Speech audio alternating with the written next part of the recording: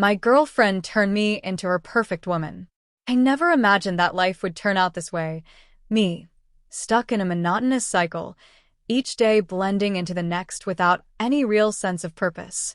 My name is Liam, and I'm a 27-year-old graphic designer at a mid-tier marketing agency. On paper, my life isn't bad. I have a steady job, a decent apartment in the city, and a girlfriend, Emily, who loves me. But deep down, I've always felt like something's missing, an invisible weight I can't quite identify. Emily often jokes about how I always seem a little too put together for a guy, meticulously styled hair, a wardrobe that's more curated than most of my peers, and a knack for noticing details others overlook. "You're wasted on flannels and sneakers," she'd tease, her lips curling into that playful smile I could never resist. I'd laugh it off, but part of me wondered if there was some truth to it. My dissatisfaction wasn't limited to work or the mundane routine of adult life. It ran deeper, an unnamed void that tugged at me during quiet moments. I felt like I was living on the surface of something far richer and more vibrant, unable to dive in. I'd watch Emily as she unapologetically pursued her passions, fashion design, makeup artistry, even her budding social media channel, and envy her ability to embrace creativity with such ease. Then there was my secret, buried so deep I barely dared to acknowledge it myself. Ever since I was young, I'd been fascinated by beauty, not just in the abstract sense, but the kind of beauty tied to femininity. I'd spent hours watching makeup tutorials and scrolling through images of outfits I'd never wear. I chalked it up to an overactive imagination, a side effect of being the creative type. But in my heart, I knew it was more than that. Still, I shoved those thoughts aside. Society had its rules, and I wasn't about to break them, not openly anyway. I'd convinced myself I was content to live within the lines, to let those fleeting fantasies remain just that, fantasies. Emily, however, seemed to see something in me I couldn't quite see myself. Lately, her teasing had grown more pointed, her comments tinged with curiosity rather than jest. "You'd make such a stunning girl if you ever wanted to try," she'd said one evening, brushing it off as a joke. My heart had skipped a beat, but I forced a chuckle, masking the sudden rush of emotions her words had stirred. Little did I know, that was the first spark in a series of events that would upend my world entirely. It started on a quiet Friday night. Emily and I were curled up on the couch, half watching a Netflix show neither of us particularly cared about. She had her laptop open, scrolling through her latest designs for a client project, a set of avant-garde looks for a fashion show. "Liam," she said suddenly, her tone playful yet curious, "have you ever thought about what it would be like to, switch roles for a day? Like really switch?" I frowned, not quite following. "What do you mean? Like you take my job and I take yours? Sounds boring. Graphic design is hardly glamorous." "No, not like that," she said, closing her laptop and turning to face me fully. Her hazel eyes sparkled with mischief. "I mean you dressing as me. Hair, makeup, clothes, the whole deal." My stomach flipped, a mixture of excitement and panic stirring deep within me. "Where's this coming from?" I asked, forcing a laugh to cover my unease. She shrugged. "I don't know. I was just thinking, you're already so detail-oriented. And you've got this natural softness about you. You'd be perfect. It could be fun, like a little experiment." "Experiment?" I echoed, trying to keep my voice steady. "Yeah, you always help me with my ideas. Why not be a part of one for a change?" She leaned closer, her enthusiasm infectious. "Let me transform you. Just once. You might even enjoy it." Her words hung in the air, and for a moment, I couldn't breathe. The thought of saying yes terrified me. But what scared me even more was how much I wanted to. "I don't think that's really my thing, I mumbled, looking away. "Come on, Liam," she coaxed, her voice dropping to a teasing whisper. "What are you afraid of? It's just us. No one else has to know." Her challenge struck a nerve. I looked at her, searching her face for signs of mockery, but there was none. Only curiosity, excitement, and something else I couldn't quite place. "All right," I heard myself say before I could stop. "But just this once."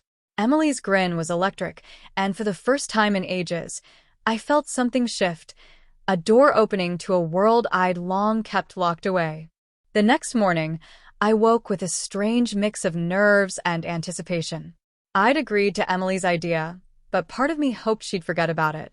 Unfortunately, or perhaps fortunately, she hadn't. "Rise and shine, Liam," she chirped, throwing open the curtains with dramatic flair. "Today's the day." "What, already?" I groaned, pulling the blanket over my head. "No backing out now," she teased, yanking the blanket off me. "I've got everything planned. Trust me, you're going to love this." As much as I wanted to protest, the gleam in her eyes stopped me. Emily wasn't just excited. She was determined. She led me into the bathroom, where an array of makeup, brushes, and skincare products were meticulously laid out. Beside them was a wig stand with a shoulder-length auburn wig, styled in soft waves. Hanging on the door was a simple but elegant dress in pale lavender, along with a matching pair of heels. "Let's start with the basics," she said, handing me a bottle of cleanser. "Skincare first. Trust me, you'll thank me later." I followed her instructions, feeling both ridiculous and strangely curious. Emily guided me through each step with patience, her excitement keeping the atmosphere light. When it came time for makeup, my hesitation bubbled to the surface. "I don't know, I muttered, staring at the foundation in her hand. "This feels weird." "Of course, it feels weird. It's new," she said, her tone gentle but firm. "But new doesn't mean bad. Just relax and trust me." I closed my eyes, letting her work her magic. As the brush swept across my face, I felt the tension in my shoulders ease. Emily's focus was unwavering, her touch careful and deliberate. When she finished, she handed me a mirror. I stared at my reflection, unable to speak. The person looking back at me was beautiful. Not just because of the makeup, but because of the way it accentuated features I'd always overlooked. "Wow," I whispered. "You see it now, don't you?" Emily said softly. "There's more to you than you've ever let yourself believe." Her words hit me like a tidal wave. I'd spent so long suppressing this side of myself, dismissing it as frivolous or shameful. But here it was, staring back at me, undeniable. The next step was the outfit. Slipping into the lavender dress felt surreal. The fabric hugged my frame in ways I wasn't used to, yet it felt oddly natural. Emily adjusted the wig on my head, her fingers deftly securing it in place. "Stand up," she instructed, guiding me to my feet. I wobbled slightly in the heels, earning a laugh from Emily. "It's all about balance," she said, holding my hands. "You'll get the hang of it." We spent the next hour practicing my walk, tweaking my posture, and refining the little details. Each step felt like peeling back another layer of the person I thought I had to be. "Let's try something different," Emily said, her eyes lighting up with a new idea. She handed me a notebook and pen. "Write down how you feel right now. Don't overthink it. Just let it out." I hesitated, then started scribbling. The words flowed faster than I expected, confused, excited, scared, free. Emily read the page over my shoulder, smiling. "See? You're already starting to understand yourself better." By the time the day was over, I felt like I'd lived a lifetime. There were moments of doubt, like when I caught a glimpse of myself mid-transformation and felt a pang of shame, but Emily was always there, encouraging me to push forward. "You're doing great," she'd say, her voice steady and reassuring. "This isn't about being perfect. It's about being you." And for the first time in my life, I started to believe her. The initial euphoria of transformation didn't last long. By the next day, doubt crept in like an unwelcome guest. I stood in front of the mirror, dressed as Leah once again, Emily's name for my alter ego. The makeup was flawless, the wig perfectly styled, but I couldn't shake the feeling that it was all wrong. "What if someone sees me?" I blurted out as Emily adjusted my dress. "They won't," she assured me. "And even if they did, so what? You're not doing anything wrong." Her confidence was reassuring, but my heart raced at the thought of stepping outside. It wasn't just fear of being seen, it was fear of being judged. Emily had planned a small outing to a nearby cafe, promising it would be quiet and low pressure. But as we walked down the street, every passerby felt like a spotlight. My palms were clammy, my steps uncertain. "You're overthinking," Emily whispered, squeezing my hand. "Relax. You're doing great." I tried to believe her, but then it happened. A group of teenagers passed us, and one of them glanced my way. "Is that a dude?" he said, loud enough for everyone to hear. Heat flooded my face as laughter erupted around me. My instinct was to bolt, but Emily held firm, pulling me aside into a quieter corner. "Hey," she said softly, her hands on my shoulders. "Don't let them get to you. They're just kids. They don't matter." "They're right, though," I muttered, fighting back tears. "This isn't me. I'm just playing dress up." Emily's expression hardened. "Stop. This isn't about them. It's about you. And what I see is someone brave enough to step out of their comfort zone. That's not playing dress up. That's courage." Her words were a lifeline, pulling me back from the brink. I took a shaky breath and nodded, though the sting of their laughter lingered. The challenges didn't stop there. At home, I found myself grappling with deeper insecurities. Looking in the mirror, I alternated between awe and doubt. Some days, I felt beautiful. Other days, I couldn't see past the awkwardness. "Why do you keep doing this?" I asked Emily one evening, frustration bubbling over. "Why push me into something that's so hard?" "Because I see something in you," she replied, her voice steady. "Something you're too scared to see in yourself. You're not just Leah for me. You're Leah for you. But you have to give yourself permission to accept that." Her words haunted me, but they also fueled me. Slowly, I began to push back against the fear. Emily's unwavering support became my anchor. One day, she suggested I try something new, going shopping as Leah. The thought was terrifying, but Emily promised to guide me every step of the way. The first store was a disaster. I felt every pair of eyes on me, every whisper a condemnation.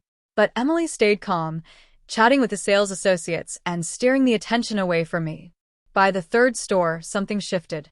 The saleswoman smiled warmly, complimenting my outfit without a trace of judgment. "You have such a lovely figure," she said as I tried on a skirt.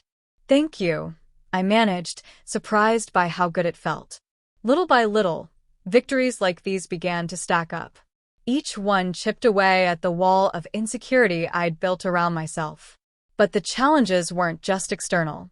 Internally, I was still at war, wondering what this meant for who I was and what it meant for my relationship with Emily. "Do you ever wish I was just normal?"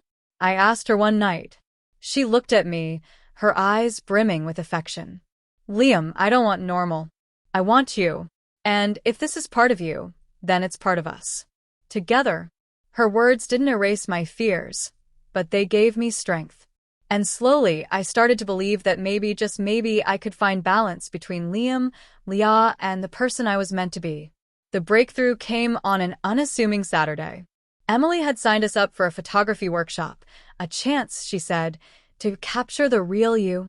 I wasn't sure what she meant, but I went along with it. When we arrived, the studio was filled with backdrops, lights, and mirrors that seemed to reflect more than just my image. Emily handed me a garment bag, her eyes gleaming with anticipation. "Go try this on," she urged. Inside the bag was a flowing emerald green gown, sleek yet elegant. It shimmered under the studio lights, the fabric soft against my skin as I slipped into it. My breath caught when I looked in the mirror. "Emily, this is too much," I stammered. "It's perfect," she said firmly, standing behind me. Her hands rested on my shoulders, her eyes meeting mine in the mirror. "Trust me." Emily helped me with the finishing touches, gold earrings, a delicate necklace, and a pair of heels that made me feel taller, bolder. Then came the makeup, applied with her usual precision. As the brush swept across my face, I felt layers of doubt and fear peeling away. Finally, she stepped back, letting me take it all in. The person staring back at me wasn't just Leah. It was someone I didn't recognize but felt deeply connected to. Strong, confident, beautiful. When I stepped out of the dressing room, the room fell silent. The photographer, A lively woman named Marie let out a low whistle. "Well, aren't you stunning?" she said, adjusting her camera. "Let's get you in front of the lights." Emily squeezed my hand as I moved to the center of the room. "You've got this," she whispered. At first, I was stiff and unsure, but Marie's encouraging instructions helped me loosen up. With each pose, I felt the tension melting away. I wasn't just pretending to be someone else. I was becoming someone else. "Now, give me a smile," Marie coaxed. I hesitated, then let the smallest smile creep onto my face. The flash went off, and with it came a wave of exhilaration. "You're a natural," Marie said, showing me the shots on her camera. The person in the photos wasn't hiding. She wasn't scared. She was radiant. Emily stood beside me, her face glowing with pride. "That's the you I always see," she murmured. For the first time, I saw it too. This wasn't just a costume or a role.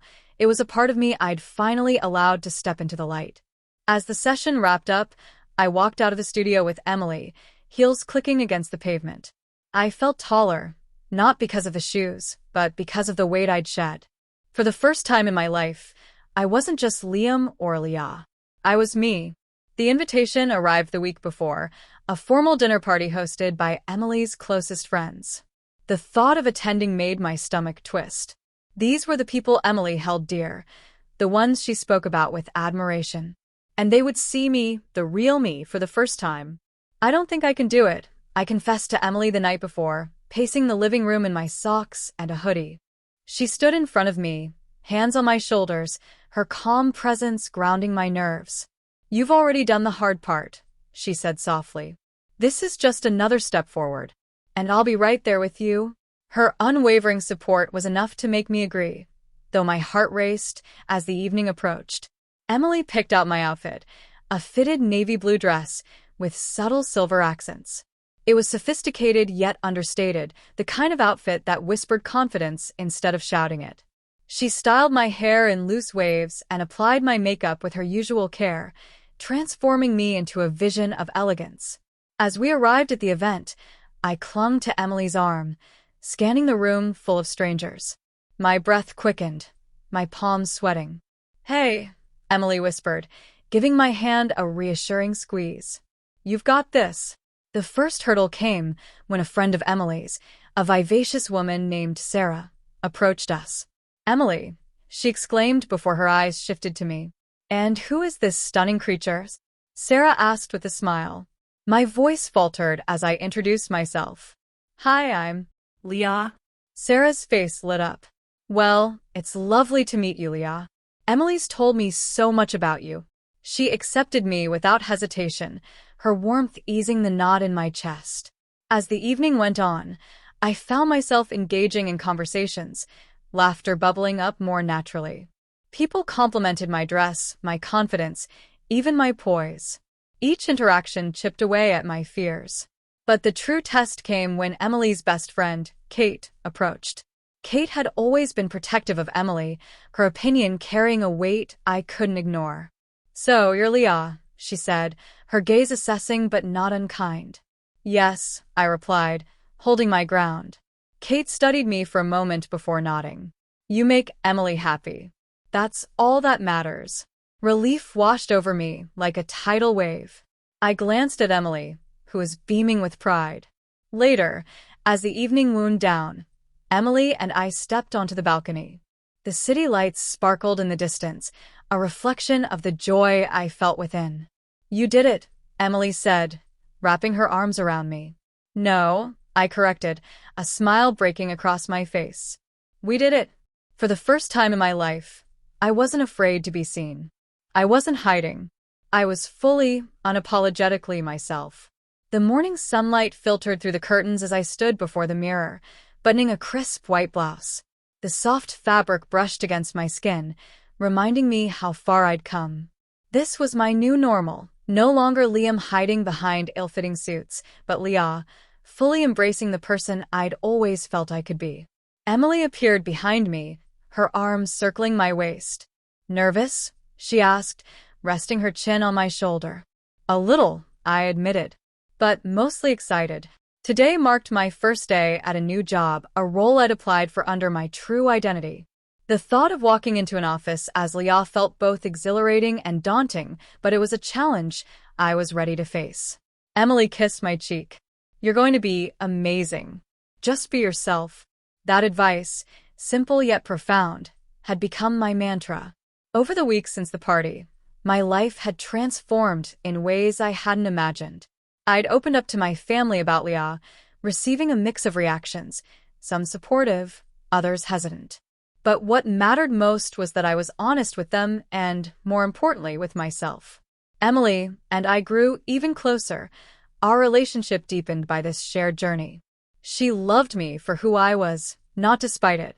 Together, we navigated the highs and lows, her unwavering support my anchor through it all. Even small moments, shopping for clothes without fear, sharing laughs over makeup tutorials, or simply walking hand in hand through the park, felt monumental. Each step was a testament to the life I was building, one where I could thrive as my authentic self. As I stepped out the door that morning, a sense of peace washed over me. The world outside hadn't changed, but I had. The insecurities that once held me back were replaced with a quiet confidence. Life wasn't perfect, and there were still challenges to face, but I no longer faced them alone. Leah was here to stay, and she was ready to shine. Life is a journey of self-discovery, often leading us to places we never thought we'd go. Sometimes, it takes the unwavering support of someone who truly sees us to unlock the courage within. The path to embracing your true self is rarely easy, but every challenge, every doubt, and every victory along the way shapes the person you're meant to be. Leah's story is a testament to the power of authenticity, to the beauty of living unapologetically and finding strength in vulnerability. It reminds us that love, whether from others or for ourselves, can be a guiding light through the darkest of times. No matter who you are or where you start, it's never too late to become the person you've always dreamed of being. The first step is believing you're worth it, and you are. Always.